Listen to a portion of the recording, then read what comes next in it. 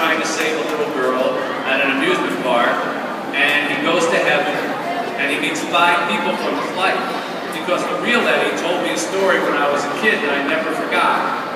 He was rushed to open heart surgery one time, and he said that he died during the operation, and that his soul floated out from his body over the bed, and that he looked down on his body and he saw all of his relatives who had died before him waiting for him at the end of the bed.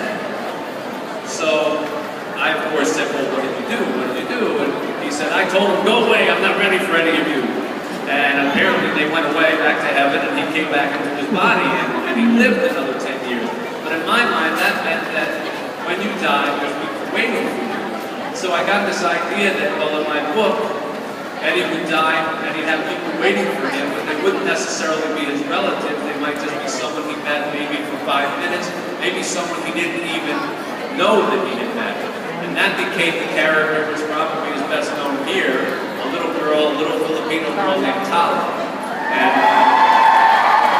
And she ends up being the key to his whole life, because he accidentally kills her in a fire during the war, but she forgives him, and then at the end of his 5 people, she tells him that the reason that he spent his whole life taking care of children was to make up for the fact that he had accidentally killed her when he was younger, so this was his life. And so this life that he thought had no meaning, no purpose, actually had a great purpose, and it all made sense once you understood it in heaven.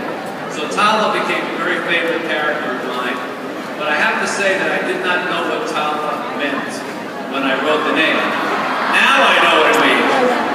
I know what it means now because after the book came out, every single one of you wrote me a letter. And I got so many letters saying, Tala means star, and how do you know that? You must speak Filipino, you can come to the Philippines. And so ever since then, I've always felt a very close connection with this.